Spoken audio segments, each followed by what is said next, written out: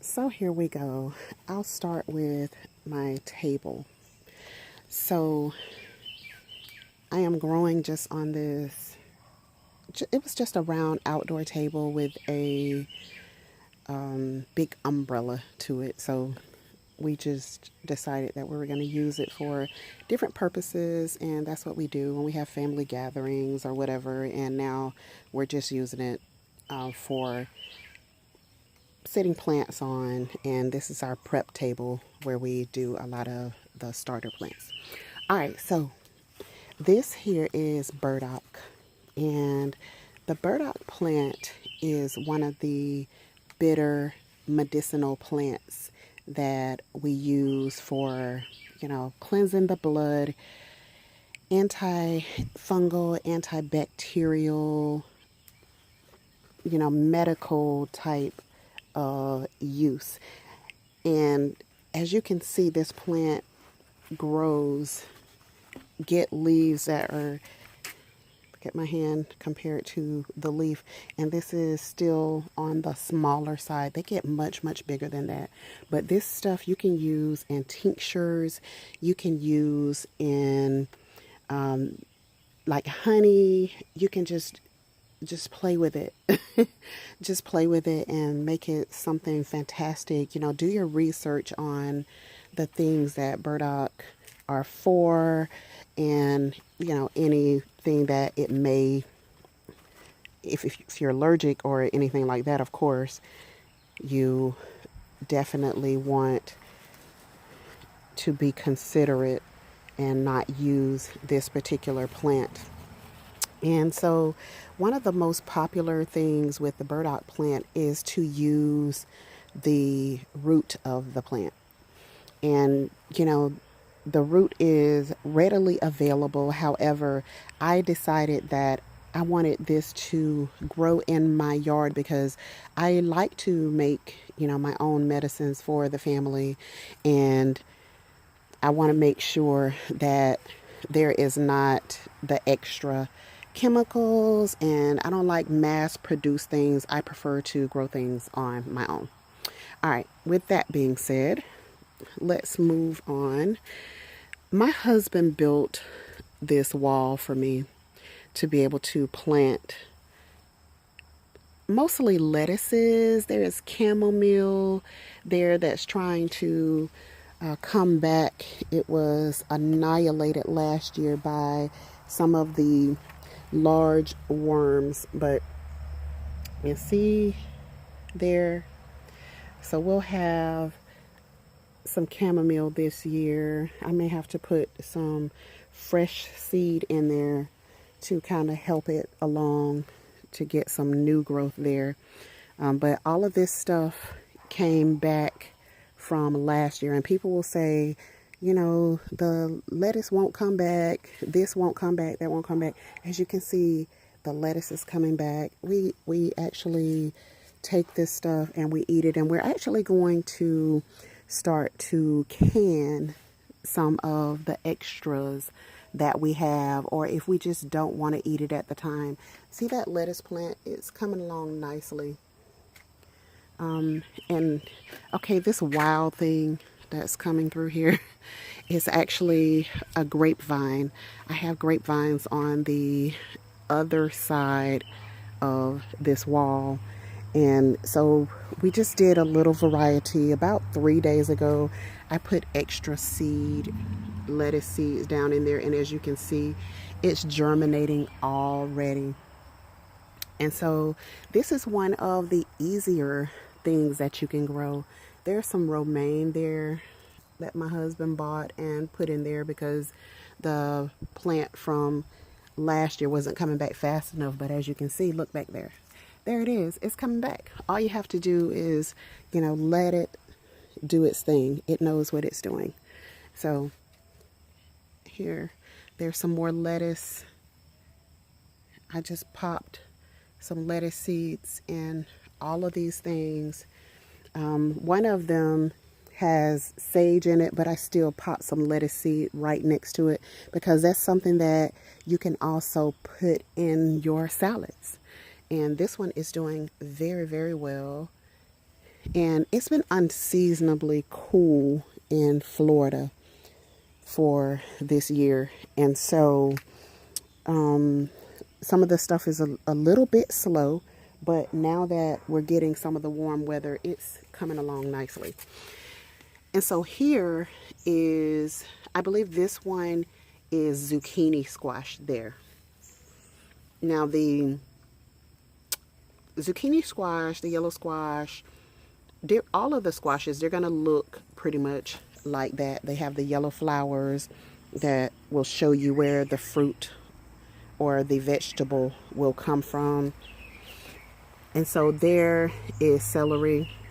As you can see, we've been taking it. It doesn't fill out as much in its younger age as like the store-bought celery, but hey, that's okay. It's still extremely pungent. You can use the entire plant in your smoothies. If you just want a good cleanse, a detox, you can use it.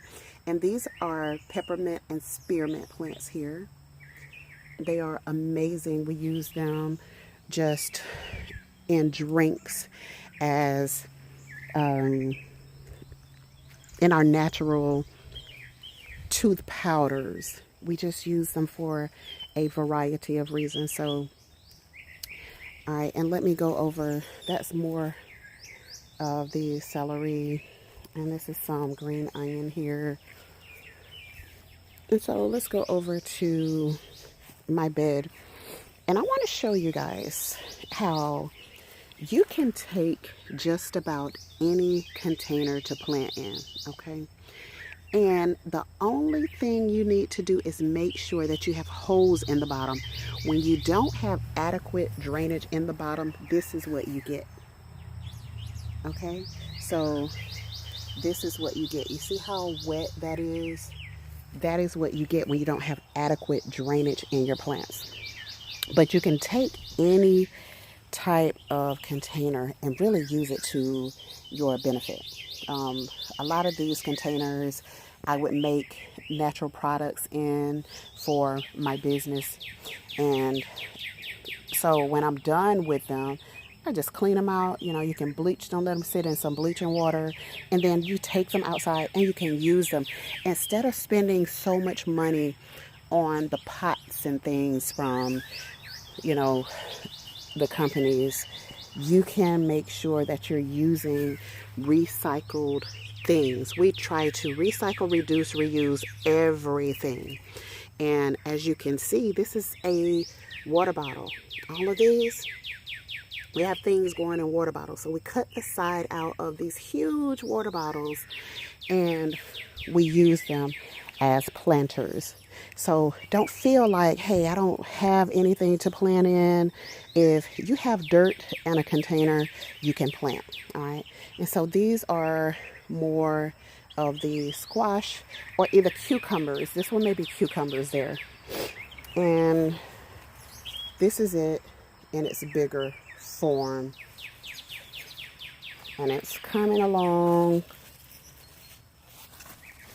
Yep. If you can see down there, it's going to be bearing some fruit soon, some vegetables soon, rather. And so I've really got to get on my garden, but I do have a few things in here. As you can see, here is kale. That's some more kale. Get this. That's some more kale down there. And then we have lettuce over there, and I have a couple of tomato plants in there that are getting pulled out. My husband will, you know, plant things together, but I'm going to pull those out of there because I really don't like for my plants to have to fight for their nutrients. And so these are our collards, and the worms have been going to town on us. So I just sprayed them with some neem oil, the organic neem oil, to kind of help to not have such a huge loss of the collards. Those little white butterflies, moths or whatever they are, when they come around, they deposit worms, and the worms love collards and cabbage and kale, and they will go to town on your things. So there's more collards over there. Here's lettuce here. There are peas in there. So there's just a little variety, and we really just need to clean out things. But my point is, I just want to show you that you can really plant in just about anything. And look at the potatoes. Now, this, I just moved them, so I needed them to go somewhere else, but they're going to have to be in a big mound and not just that small space. All right. And so over here we have watermelon, and there's cantaloupe in here as well. And look at these beautiful lettuce leaves. That is just fantastic. I believe this is a romaine, and I am just so looking forward to that growing a little bit bigger and using that in some smoothies and whatever. And this is a pepper plant here. And as you can see, it's flowering. This pepper plant is at least a year old in the pot. And I didn't divide it. I should have divided it and, put it in other pots. But there are so many ways that you can grow. Look, you see the little containers that we just put different things in. You don't have to do this in a formal type of way.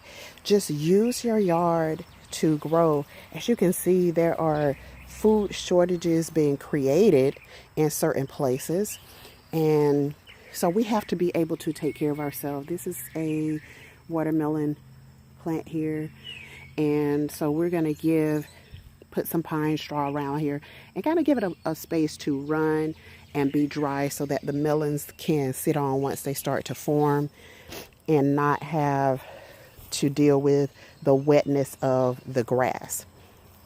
And so that's more of that burdock root. There's mustards, there's turnips, there's collards. There's so much great stuff. And this one, the strawberries in there, they have not filled out. And look, they are running like they are literally a vine just running into there. And I'm not even sure what this is with the little white flowers, whether there's a weed or what, but I'll let my husband clean that one out and give more room to the strawberries. But like I said, he likes to plant things together and have them grow in the same area together. Now this is moringa. I want you all to do some research on the moringa plant because it is fantastic. It is one of those things that we really need on a regular basis, and it is just so healthy for you. I planted these from seeds, and so I do like to plant from seeds because it's just something just ultimately great about planting from seed and seeing how things grow, see what they look like when they first start, and then to be growing to, this one is probably about 4 foot tall right now. And so here are more of the containers that we made. We have lettuce, cabbage, habanero peppers, and sage herb. So there's just a lot of things that you can do in your backyard to be sure that you're going to get to be able to take care of your family. And so when you feel like you have enough, you don't. Keep growing, keep growing, keep growing. And that's my message to everyone who, if you've ever felt like you had any inkling that things were not going to be right, with a job or with any of that stuff, make sure that you're at least growing your food. If you're not growing your food, someone else is going to be able to control you forever. Okay? All right, and so that's pretty much it. Next video, I will come back and I'll talk about the fruit trees that we have back here. All right, so I hope you all have a wonderful Sunday and take care of yourselves.